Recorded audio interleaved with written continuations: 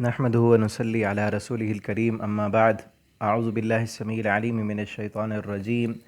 मिन हमज़िही व नफ़्ख़िही व नफ़सिही बिस्मिल्लाहिर रहमानिर रहीम लक़द अरसलना नूहन इला क़ौमिही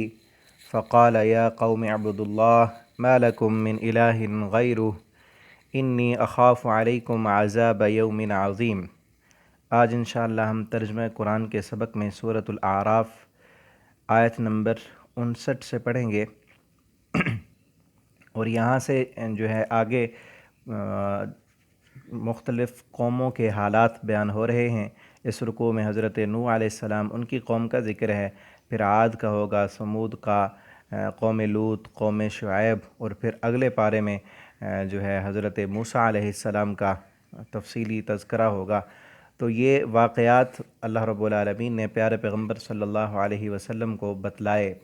यहाँ भी है और आगे भी आएंगे। मुख्तलिफ़ जगहों पर पिछली साबका कौमों के वाक़यात अल्लाह ने बयान किए हैं। इनके बयान करने का मकसद क्या है?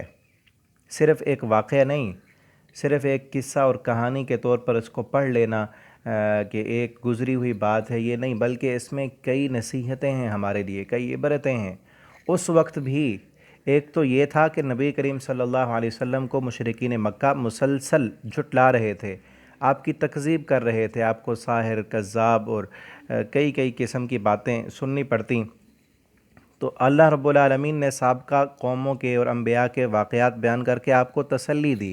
कि नबी सल्लल्लाहु अलैहि वसल्लम आप देखें कि सिर्फ़ आपके साथ ये नहीं हो रहा, हम आपसे पहले हमने जितने भी नबी भेजे सब के साथ ऐसे ही हुआ। सब के बड़े लोगों ने, सरदारों ने उनको झुटलाया, तकज़ीब की, नहीं माना और उनको तकलीफ़ें और मुसीबतें बर्दाश्त करनी पड़ी। तो लिहाजा आप भी उसी तरह के ही रसूल हैं, आपको भी झुटलाया जाएगा, तकज़ीब होगी तो लिहाजा आपने सब्र करना है। आपको तसल्ली देने के लिए अल्लाह रब्बुल आलमीन ने ये वाक़यात बयान किए। और दूसरे नंबर पर उन लोगों को, मुशरिकीन मक्का को, जो कि, और ये जो वाक़यात हैं ये उन्हीं कौमों के हैं जिनके घर और मकान, कबीले वहीं अरब में मौजूद थे। मक्का के करीब कुर्ब जवार में ये कौमें रहती थीं और मक्का के लोग उन्हीं रास्तों से गुज़रते थे और उनके मकानात जहाँ पर वो तबाह हुए, बर्बाद हुए, वो खंडरात वहाँ पर मौजूद थे, ये देखा करते थे। तो इसीलिए उन्हीं कौम के वाक़यात बयान किए कि देखो तुमसे पहले ये भी तो थे, इनको भी हमने दुनिया में वुसाअत दी, ताकत दी, हुकूमत दी, इक़्तिदार था इनके पास, सब कुछ था, लेकिन इन्होंने भी हमारे रसूलों की तकज़ीब की। देख लो कितने दिन दुनिया में जिए, कितने दिन इन्होंने आयाशियाँ और बदमाशियाँ की, आखिर तो मर गए। तो ये असबाक़ हैं और आज हमें भी इन वाक़यात को सिर्फ़ बतौर एक वाक़या के पढ़ कर गुज़र नहीं जाना चाहिए। इसीलिए मैं शुरू में बता रहा हूँ कि एक वाक़े के तौर पर पढ़कर गुज़रना नहीं चाहिए, बल्कि इससे हमें सबक हासिल करना चाहिए कि इतने बड़े लोग अल्लाह ने पैदा किए, उनको वक़्त दिया दुनिया में, वो भी आए और रसूलों की बात न मानी, उन्होंने अल्लाह की नाफरमानी की, तो अल्लाह ने सफ़ा हस्ती से मिटा दिया और रहती दुनिया के लिए उनको इबरत का निशान बना दिया। हमें भी अल्लाह ने वक़्त दिया है,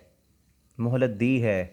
हम अगर अल्लाह और उसके रसूल की नाफरमानी करेंगे, बात नहीं मानेंगे, तो हम भी ख़त्म हो जाएंगे, किस्सा पारीना बन जाएंगे, दास्तान तक नहीं होगी, हमारी दास्तानों में कोई याद करने वाला नहीं होगा। अगर नेकी करेंगे, फरमाबरदारी करेंगे, कुरान पढ़ेंगे, उसके मुताबिक ज़िंदगी बसर करेंगे, तो इंशाअल्लाह आखिरत संवर जाएगी। दुनिया तो सबकी गुज़र जानी है। ठीक है, तो हम सबक शुरू करते हैं और आपसे ये दरख्वास्त भी है कि आप इन असबाक को जिस तरह ख़ुद वक्त निकाल कर सुनते हैं, अपने दोस्तों के साथ फ़ेसबुक पर, व्हाट्सएप पर आप इन्हें शेयर किया करें, ताकि ये आपके लिए भी सदक़ा जारिया बन जाए। लक़द अरसलना नूहन इला क़ौमिही, अल्लाह फरमाते हैं बिलाशुबा पक्की बात है कि हमने नूह अलैहिस्सलाम की तरफ, नूह अलैहिस्सलाम को उनकी कौम की तरफ भेजा।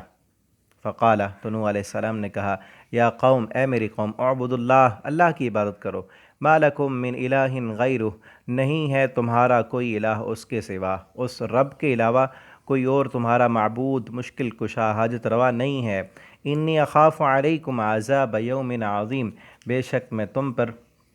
डरता हूँ, मुझे डर है कि तुम्हें अज़ाब यौमिन अज़ीम, दर्दनाक दिन का अज़ाब तुम्हें कहीं पकड़ न ले। नूह अलैहिस्सलाम आदम अलैहिस्सलाम के बाद दूसरे अल्लाह रब्बुल आलमीन के रसूल हैं। نوح علیہ السلام اور آدم علیہ السلام کے درمیان مفسرین کہتے ہیں کہ ایک 10 زمانوں کا یا 10 پشتوں کا جو ہے وہ فاصلہ ہے۔ اس کے بعد نوح علیہ السلام آئے۔ اس سے پہلے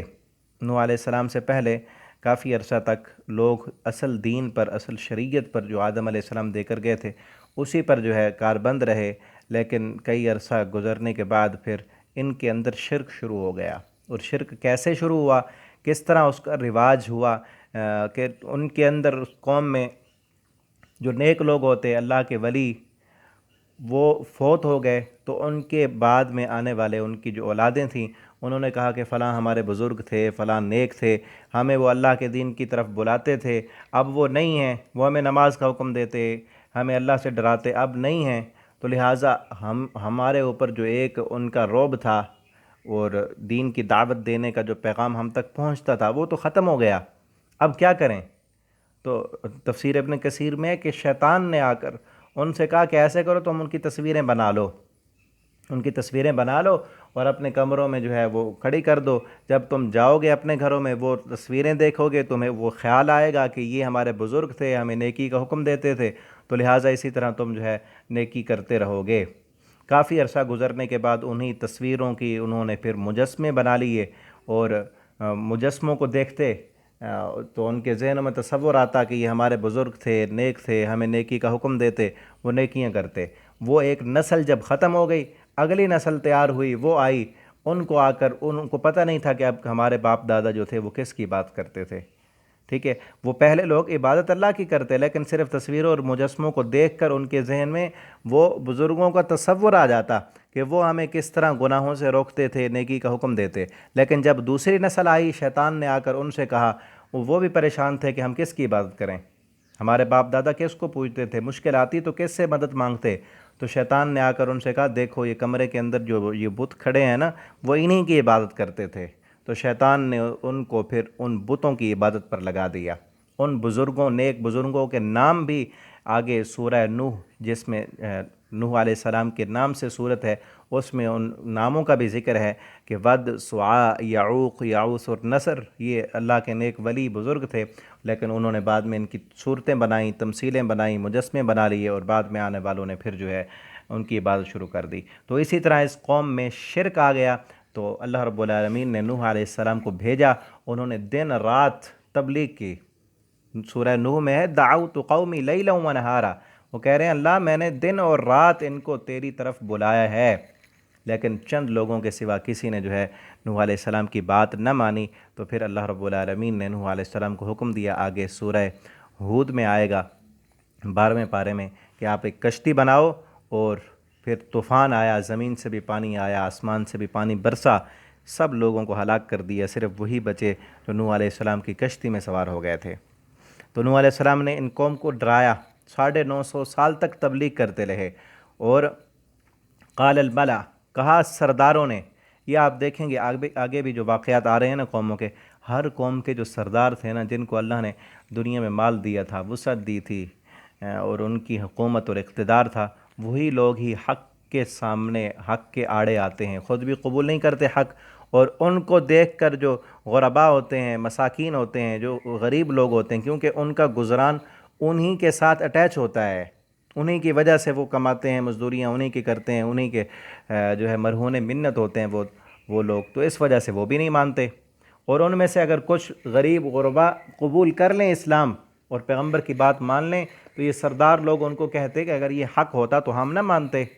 ہم عقل مند، ہم بڑے سیانے، ہمارے پاس دنیا کی دولتیں، ہم نے قبول نہیں کیا تو تم نے کیوں کیا؟ تو یہ حق قبول بھی نہ کرتے، اور بلکہ حق کے سامنے رکاوٹ بن جاتے، اور حق قبول کرنے والوں پر ظلم و زیادتیاں کرتے۔ من قومی، اس کی قوم میں سے، انا لنراک فی ضلال مبین، کہ بے شک ہم تو تجھے ایک واضح گمراہی میں دیکھ رہے ہیں۔ معاذ اللہ پیغمبر سے کہتے کہ آپ گمراہ ہیں۔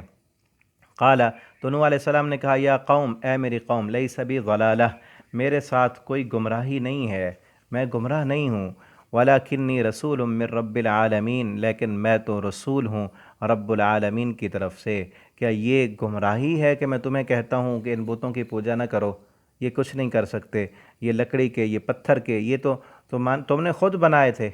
یہ تو ٹھیک ہے اللہ کے نیک ولی تھے، بزرگ تھے، لیکن یہ معبود تو نہیں ہے، یہ تو شیطان نے تمہیں لگا دیا، اب یہی چیز تمہیں گمراہی لگتی ہے، کیونکہ شرک کر کر کے نا مشرک کی مت ماری ہوئی ہوتی ہے۔ جب اسے پھر توحید کی طرف بلایا جاتا ہے، جب اسے بتلایا جاتا ہے کہ یہ کام غلط ہے، تو پھر بتلانے والے کو وہ غلط کہتا ہے۔ اسی طرح نوح علیہ السلام کو بھی انہوں نے کہا کہ تم جو ہے گمراہ ہو، لیکن نوح علیہ السلام نے کہا نہیں، میرے ساتھ کوئی گمراہی نہیں ہے۔ یہ پیغمبرانہ طریقہ ہے، آگے بھی دوسرے پیغمبروں کے واقعات میں بھی ہم دیکھیں گے کہ وہ کس طرح احسن انداز سے اپنی قوم کو بلاتے ہیں کہ یہ گمراہی نہیں، میں تو اللہ کی طرف سے رسول ہوں، رب العالمین جو تمام جہانوں کا پالنے والا ہے، لہٰذا تم بھی آؤ اسی کی عبادت کرو۔ تو یہ آج کا سبق یہاں ہم ختم کرتے ہیں، انشاءاللہ اگلے سبق میں نوح علیہ السلام کا واقعہ بھی ہوگا اور آگے جو ہے دوسرے انبیاء کے واقعات بھی ہوں گے۔ تو شروع میں تمام واقعات کا خلاصہ میں نے آپ کو بتا دیا کہ یہ کس لیے واقعات بیان ہوئے ہیں۔ نبی کریم صلی اللہ علیہ وسلم کو تسلی دینی تھی، کفار مکہ کو تنبیہ کرنی تھی، اور ہم بھی ان واقعات کو صرف ایک واقعے کے طور پر نہ پڑھیں بلکہ اس سے نصیحت لیں، عبرت حاصل کریں کہ ان قوموں میں کیا کیا خرابیاں تھیں، وہ خرابیاں کہیں ہمارے اندر تو نہیں ہیں، اگر وہ ہیں تو ان سے دور بچیں، ان سے بچنے کی کوشش کریں، ورنہ ان خرابیوں کی وجہ سے ان قوموں پر عذاب آیا تو اگر آج امت محمدیہ کے اندر بھی وہ خرابیاں ہوں گی تو عذاب سے تو نہیں بچ سکتی۔ یہ الگ بات ہے کہ ساری قوم پر عذاب نہیں آتا، لیکن اللہ کی رحمت سے مایوس محروم کر دی جاتے ہیں وہ لوگ جو وہ کام کرتے ہیں، اور رحمتیں اور برکتیں ختم کر دی جاتی ہیں، اور چھوٹے چھوٹے عذاب بھی آتے ہیں، زلزلے، سیلاب، طوفان، یہ انہی خرابیوں کی وجہ سے آتے ہیں۔ تو ہم نے پڑھنا بھی ہے انشاءاللہ، اس سے سبق بھی حاصل کرنے ہیں، مزید انشاءاللہ اگلے سبق میں ہم پڑھیں گے۔ اللہ تعالی ہمیں عمل کی توفیق دیں۔ والسلام علیکم ورحمۃ اللہ۔